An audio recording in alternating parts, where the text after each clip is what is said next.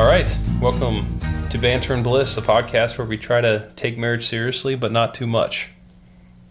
I'm Scott. I'm Sarah. And we are the suitors, and we are married. Yes, we are. Each podcast, we try to talk about what we are doing to put our spouse's needs before our own while having fun. Right? Yes, absolutely. Yeah, good. So each week we want to start with our date night review. So a little bit of background quickly. We've done a date night every week of our marriage, which has been exciting. So each week we like to review what we did that week. Would you like to tell them what we did tonight?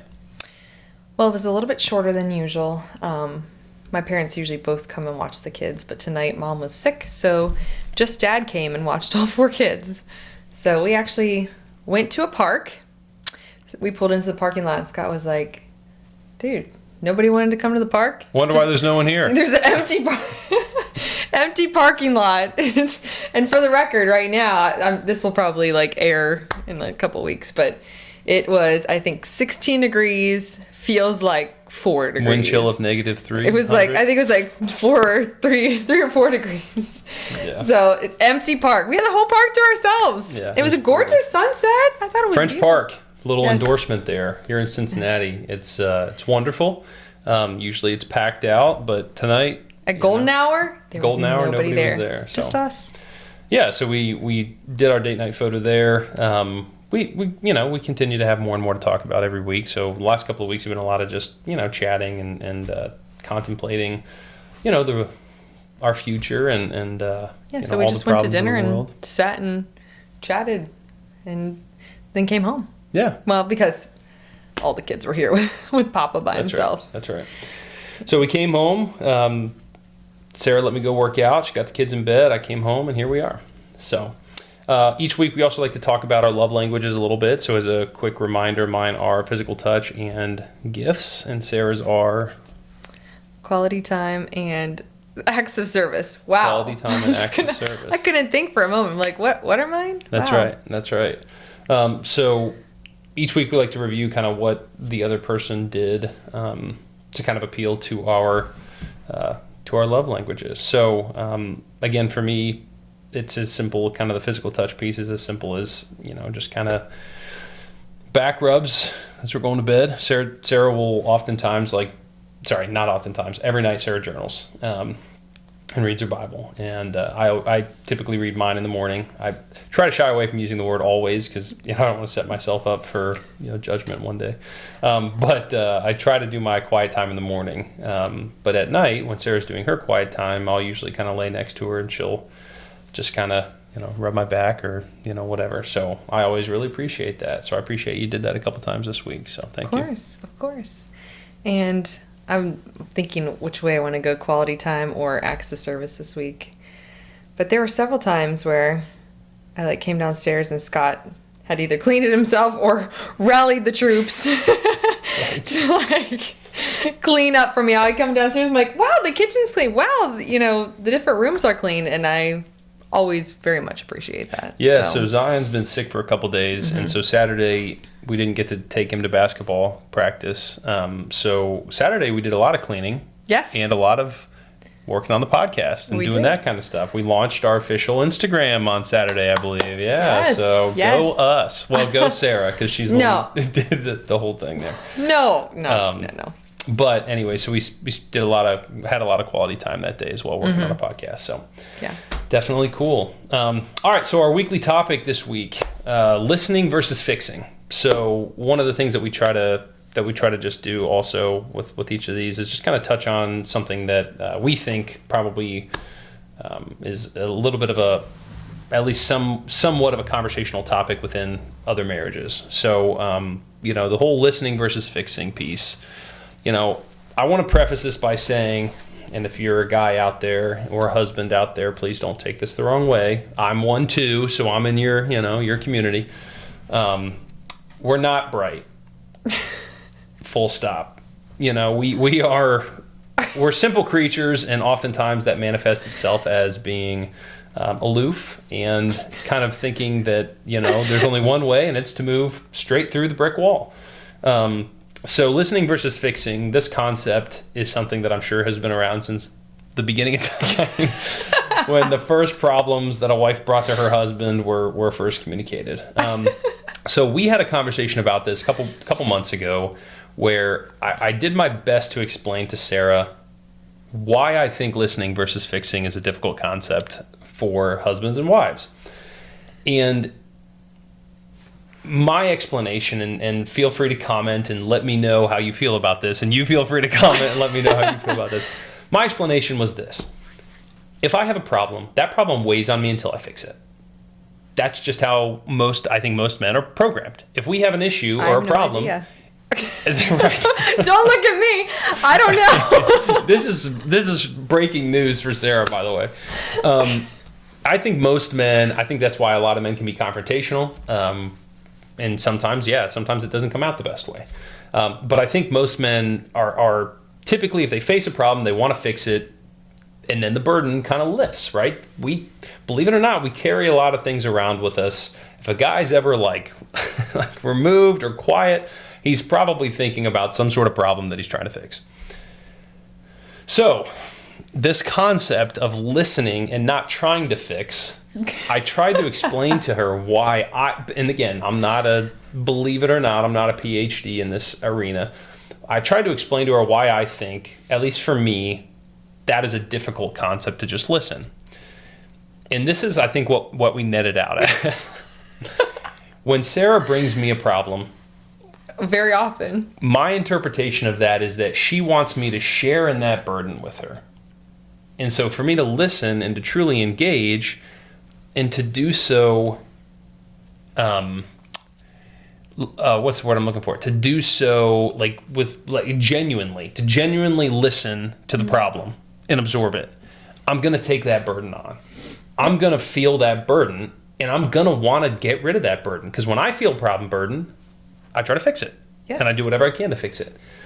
So the second piece to this is then when Sarah brings me a problem, and it's not a problem that either can be fixed or she wants to fix, meaning like a problem that she doesn't truly need an answer or a solution for, in her mind anyways, is that now I've got two problems that need to be fixed. I've got the actual problem, and then I have the second problem of my wife is going to keep bringing me this problem. And now I have to find a solution for that problem, right? So the listening versus fixing. And let me clarify. I'm saying this with the most, I think, like... Oh, yes. The most severe level of recognition that, like, I'm not calling my wife a problem. I promise you. No, okay, let's use an example. Like, Selah. How about that? Like, right? Right. So an example of this scenario, this situation is Sarah will tell me how exhausted she is every morning because the baby kept her up. I get about 4 or 5 hours of sleep, like actual sleep a night.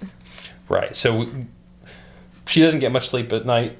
And a lot of nights I don't get tons of sleep either. Not nearly as little as Sarah gets, but there are nights that I don't have get a much baby sleep. wanting to nurse all night. That's right. So she'll tell me how tired she is. And I'll give her 45 brilliant solutions to solve this problem. Obviously, I recognize that any of those recommendations, may or may not be actually possible. But for my wife to be exhausted all the time is a problem for me. So I got to find a solution for it because that's how I'm programmed. Yes. It's also a problem for me that she tells me how tired she is and also positions it as like any exhaustion you feel is illegitimate compared to what I feel. Which frankly, that I can really, I don't care to lose that battle. Like That's fine. I'm not upset that Sarah's more tired than me. It's not a competition to me who's more tired. What I typically what'll happen is I'll fall asleep at 8 p.m. and Sarah will be like, "Hope you got a lot of sleep last night." Okay. What are you exhausted about? You went to bed at 8 p.m. Here's the thing. I will go to bed. I'll try to go to bed at 8:30 or 9. I can't, like, my brain doesn't shut off after, a decade of editing late into the night. My brain will not shut off before like 11ish p.m. Yeah. Like I can go there and lay down and my brain just stays awake. Like it keeps talking to itself. And I'm like, I just want to sleep. Like my body's tired, but my brain's just like chattering away. Right. So by the time you finally fall asleep, Sayla wakes up. Yeah. By the time I actually fall asleep, then Sayla wakes up for the first time because she's been asleep since 7:30. Right. And then she's like, oh, and she stands there screaming in her crib, and I'm like, okay, well. Right. So scream, the recommendation I I would make is let her Yeah. go in there and lay her down and make her, go back to bed. The thing is, she's very attached to me. When Scott goes in there, he's like, shh, lay down. And she does. For me, she just cranks it up a notch. Well, she loves me more. Not true, by the way. Not even remotely true. Sayla's got eyes for mom and about nobody else. She's attached to daddy, just in a different way. Yeah. Yeah, we have a good little thing going, her and I. Yeah. We get along. But, good grief. Yes, Sarah's Stanley Club. Wow. Yeah, club. Sarah's Stanley Club just about went through the floor in our room just now. The 32-pound. I don't think the camera can see it. Yeah, right. That's a topic for another podcast, is the Stanley Cups. Oh my goodness. But, yeah, anyway, so when I go in there and I lay her down and I tell her, shush, shush, that's usually what I say, shush. Yeah, I do that, and she, just screeches, right, so like a ring wraith from the point here really is, though, that, I've established with her that means you're done, I'm out, go to bed. Sarah, on the other hand, does it 2 or 3 times. She doesn't go to sleep, and then Sarah will, I just feel bad for the rest of the house, hearing her screaming, and again, she wakes everybody up. What do we say tonight? We basically said, Ford, our oldest, was also not a great sleeper, but it wasn't as bad because we didn't have 3 other kids. Yeah, it was just him. So if he screamed, it was just us being awake. But yeah, right. Now we have Now Flynn. it's just you. Now we have Flynn sharing a room with Sayla, and when Flynn doesn't get enough sleep, yeah, watch out. Whew. Yeah. When Flynn's tired and exhausted and firing on all cylinders, it's a force. It's a tsunami. It's a force to be reckoned with. So, coming in hot, we like to say. So I just take the that's right. What is it? The burden. Right. It's a great 45 minutes of sleep I get per night. I got a whole 45 minutes. That's right. I built that rocking horse. So listening versus fixing. Okay, this sorry. is one of the reasons why I think men struggle to just listen, is because we like to solve problems, and unfortunately, ladies, when you bring us your problem, we adopt it, but then you also create the second problem of us having to listen to your problem over and over again. Which again, we love you. It's not a matter of if we love you or not. If we didn't love you, then it wouldn't be a problem that you complained. We would just tune you out. I feel like we just need to vocalize it though. I feel like there's something in us where we're like, we don't actually want you to fix it. We just want you to know that this is what's going on. Right. I don't know if it's to make it so when we It's like me saying, I just want to eat that cake. I don't want to gain the weight. Right? That's what that's like. I just want to eat all that chicken, fried chicken. I don't want the weight. It's yeah, unfortunately it's not how it works, right? I know, but that's just, I think in our minds it's we just kind of want to tell you, it's don't fix anything, but here's the situation. Yeah. Especially when it's drama. Oh my gosh, poor Scott has to listen to that stuff. Right. Let's not go there just yet. All right. So that was our weekly topic of listening versus fixing. So we also the name of the podcast is Banter and Bliss. So we like to talk about some of the banter that we had, knowing that there's so much bliss in this relationship, we don't necessarily have to cover that. So what we wear is the first topic. So how we dress, basically. So Scott likes to dress casually, and Sarah likes to dress like a princess, not casually. Okay, I either have 2 modes. The neighbors, see the comfy Sarah. I literally will be out in the yard in my robe, grounding. Right. Oh, jeez. Out in my robe. I'm usually in leggings and a tank top and barefoot, always barefoot. Or I'm in some sort of frills and high heels. There's no in between. It's a very rare occasion you'll see me in jeans. I actually wore jeans on Saturday though. Yeah. Yeah, I love when you dress kind of in the middle. Yeah. I'm always like, wow, you look great. And you're like, you never tell me that on date night. That's not true. That's not true. Okay. It's not true that I never tell her that. And it's also not true that she doesn't give me tons of grief about it. But because of how rare you dress in just casual. Yeah, like a business sweatsuit or whatever. You have the sweatsuit that you got, I think, through like a partnership or something, or maybe you just bought it. I don't know. I can't remember. You wore it to, I think, their basketball thing the other night. Oh yeah. That was And I was like, wow, I love the way you look at that. Thanks.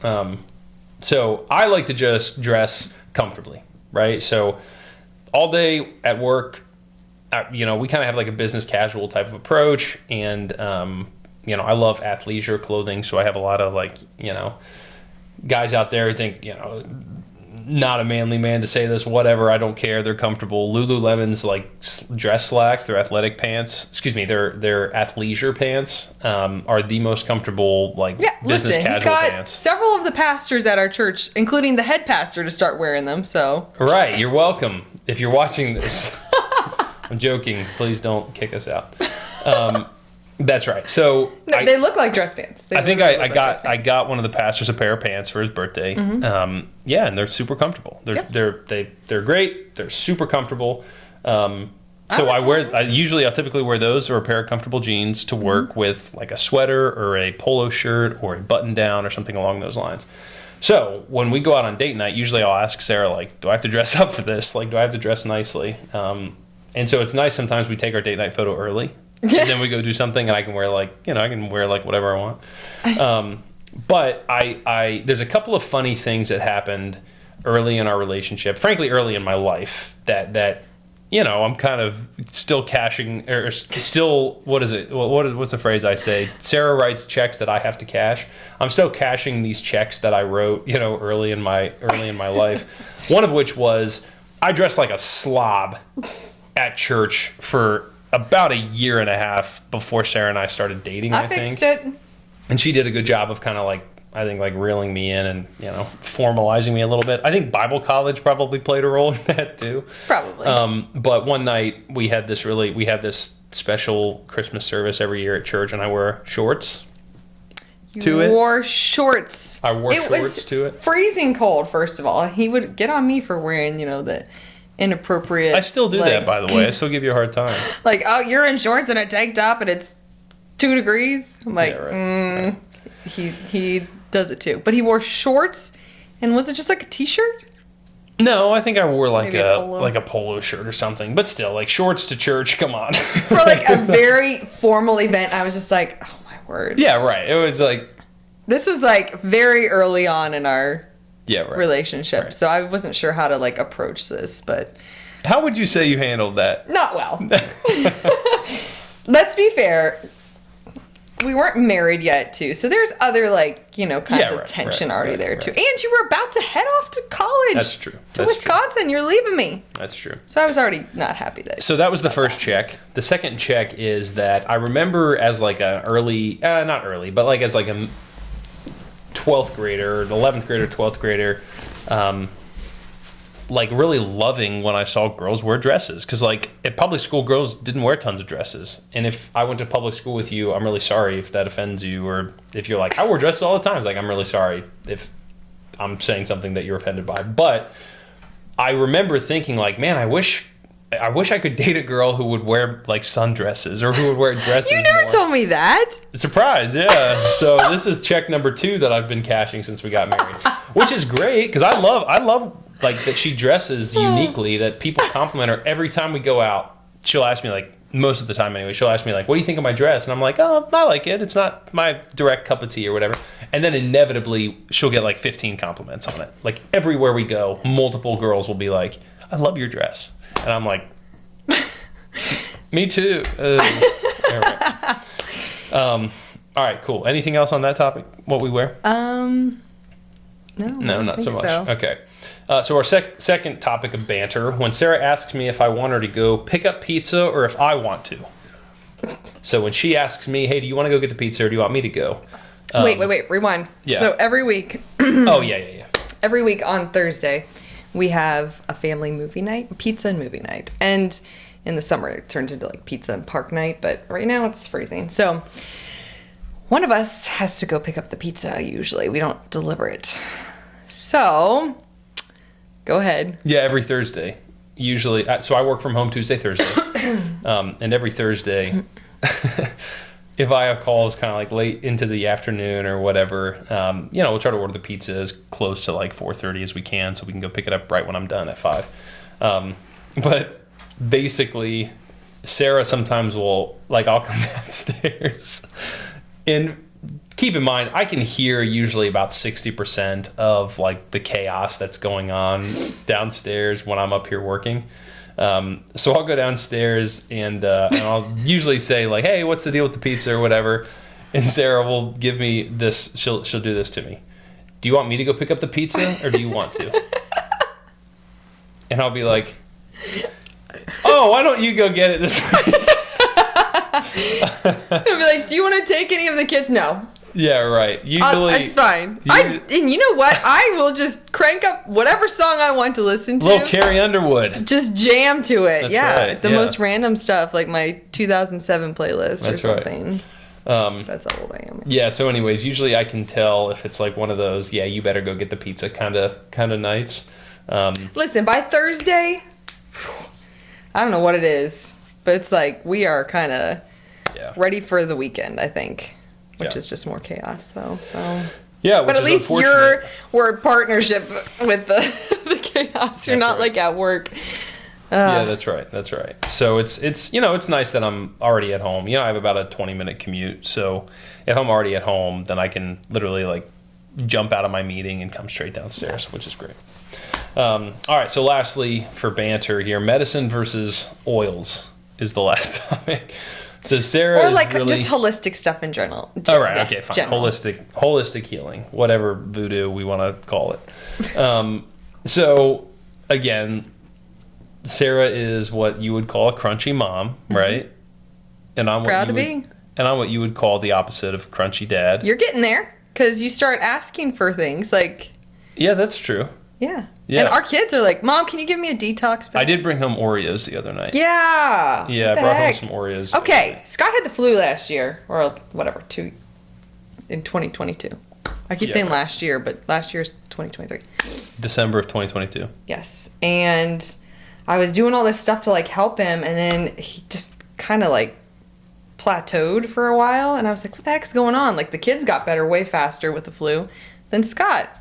Come to find out, he was popping ibuprofen. I was like, whoa. You're like... Yeah, right. The death trap that is ibuprofen. That is so terrible for you. And it wasn't... Oh, my gosh. I was like... I am shocked my liver survived that whole 3 ibuprofen I And took. probably some NyQuil mixed in there, too. I don't know. When I see the stuff, I try to, like... I usually hide it in my car. Yes, and then I'm, like, driving, and I'll realize there's, like, a bottle of ibuprofen in his car. You're lucky I have not thrown it away. The nighttime kind that makes you drowsy also. Oh my, what is that? Is that a thing? Yeah, what do you think NyQuil is? Oh. Yeah, that's why like some of the bottles say non-drowsy on them because they don't make you drowsy. Wait, of ibuprofen? Like like the ibuprofen that I have in my car is like NyQuil ibuprofen or whatever. Oh it's like gosh. night. Sorry, I'm not a pharmacist, but it's like nighttime ibuprofen. It's meant to like encourage you. Do you know how bad that stuff is for you? Anyways, great. So it is a never-ending thing, but I feel like you're coming along to the crunchy side, so we got drinking the flu this year. apple cider vinegar with me, and you know. So let's fast forward a year. Yeah, we got the flu this year. Mm-hmm. How fast did you get better after I gave you all the natural stuff? I literally was in agony for about 18 hours, and then got better. There you go. So the trade-off is extreme pain for 18 hours or like discomfort and pain for about like 3 or 4 days. You were like on You were like on your deathbed at one point in there practically. You were like 103 fever last year. Was I? I can't remember. My memory is like... Yeah. Listen, the flu this round was much easier to tackle than... Yeah, we were down for the count this year, but it did come and go a lot quicker. Sarah swears by osculococum or whatever.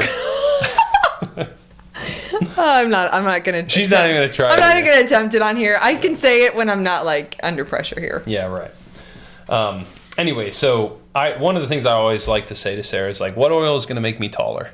That's the oil. What oil makes me more handsome? Those are the oils I want to take.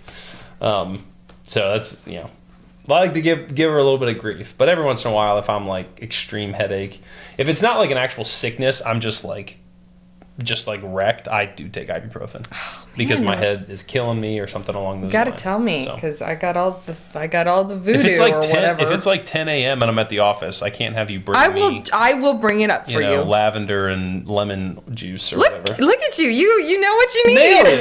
Nice. All right, so that was our banter for this week. All right, lightning round. So get to know you questions that we recommend you ask your spouse. Go for it. So the first one is: do you prefer a physical gift or an experience for like birthdays or Christmas for somebody to give you? Do you want me to go first? Yeah, you go first. Experience. Always. Yeah. Or a gift card so that I can have another experience. Yeah. Yeah, I think I prefer gift, but inevitably I'm always like super happy about the experience. Yeah. Like we went to Nate Bargatze this week. He's a comedian. She got tickets for Christmas, and it's always kind of like, okay, well, I guess it'll be fun, 4 weeks from now. And sure enough, it was awesome 4 weeks later. So the gift it extends Christmas. Yeah, that's true. So anyways, gift or experience. All right, so this is relevant to an earlier topic, but dress up date or casual date? What do you prefer? Dress up always. I love to always. Let's for this conversation, since we already talked about it, let's do it this way. Like formal, like expensive date or like more kind of like middle of the pack date. I love the formal dates because it's like, I don't know. I love getting dressed up, going usually somewhere downtown, right? Yeah. Valet park the car. You kind of feel like you're like celebrities for a night. I don't know. Yeah. Scott. then you get home to your kids who, are awake all night long and humble you very quickly. It's okay. I think I prefer the more formal dates as well. And again, one of the reasons is because I hate to say it, we just go on so many. We go on so many casual dates that when you do a formal date, it's a little more of an experience. But yeah. I also love going to the movies. Like Again, we talked about one of the reasons we do date night on Tuesdays is originally because movies were cheaper on Tuesdays. Mm-hmm. And they still are.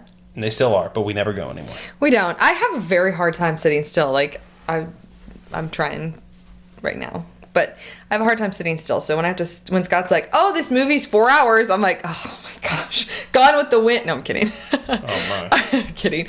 But like those long movies, I get antsy. I'm like, can you just tell me how it ends? Like, right. Can we speed this up? Can we cut out a couple scenes? I just get too fidgety. So when it's like a 90-minute movie, I can handle it. Yeah. Sunrise versus sunset. I'll go first. I prefer sunrises. Sunsets are, again, like especially this early in the year, like it's like 4:15 in the sun setting or something insane. We're getting there. But I love waking up and going out and experiencing the sunrise. It's I don't know. It's great. Okay, I'm going to say when I am at other locations like the beach or the mountains or whatever, I actually do like to be up to see the sunrise. Just in our neighborhood, it's kind of like, you can't really see it very well. So, there's a school up the hill that I like to go up to and watch true. it kind of come up over the That's true. city. I think if I had a good spot to watch it from, I'd probably enjoy it more. Yeah. But I think I'm more One of day. One day. That's right. I think I like the sunset better. It's more my vibe. Fair enough. Golden hour. And I like it kind of like, I don't know, just like slowly ending the day. Yeah. Versus like, oh boy, here comes the sun. That's right. Now we got to do all the craziness. It's going to be a long time before I can, hit the pillow for 45 minutes. Yeah, there you go. That's true. And then wake up a gazillion times with the We'll kids. miss that one day, I'm sure. We will. I'm sure. It's just a phase. All right, so take turns driving on a road trip or one person drives the whole way? One person drives the whole way. Yeah, we used to take turns. I don't like to drive. Like, I don't like to drive. It's, I don't know. Yeah. You have to look at the same area forever and sit there. That's right. So I'd rather be able to like move about the cabin. You are now free to move about the cabin. You have to do that. Move about and keep the kids entertained. So. All right, marriage hack. So we're going to end every episode with a quick marriage hack. Somebody this week said, "Hey, you should try that." We didn't really have a name for it. I think ended each episode with something similar to this. But do you want to talk about it? Yes. What the marriage hack is this week? It's kind of your thing. So yes. So it's actually starts before you get married. one of my friends, Vanessa, I believe it was her who told me to do this. So before we got married, I bought perfume. I don't wear perfume anymore. I wear oils, you know. Before your wedding, buy some perfume that you've never worn before. Make sure you like the smell. And wear it on your wedding day, and then wear it all throughout your honeymoon. And then don't wear it as your like normal perfume. Wear it only like on special occasions, or, you know, just when you want to spice things up a little bit. Because scent is such a strong, I don't know, there's such a strong connection with like your mind with your scent. memory, yeah. So there were times I would just like just spritz a little bit just upstairs just to see, and Scott would be downstairs. Oh, I come running. So anyways, we did that for a few years, and then I switched to essential oils, and I ended up getting an essential oil that I took on one of our anniversary trips, and now that is the new like scent. And I'll walk past him and he'll be like, what's that scent? That's right. He knows. That's so right. just a little way to keep things spicy and like, you know, I don't know. It works. It works very well. It's a good one. So yeah, so a special scent for special occasions. So it's a great marriage hack. It's something that definitely, you know, it's also like an unspoken connection and kind of secret. You know, I don't know, just kind of something private. It takes you back to like certain memories that are usually good memories, right? So I think it's just right. Nobody else knows. Like right. if you wear that scent, like nobody else. It doesn't connect with anybody else the way it connects with me. Exactly. So that's why it's cool. So exactly. Well, very good. So this was Banter and Bliss with the suitors. We try to take marriage seriously, but not too much. I'm Scott. And I'm Sarah. And we are married. So thank you so much for listening, and we'll catch up with you guys next time.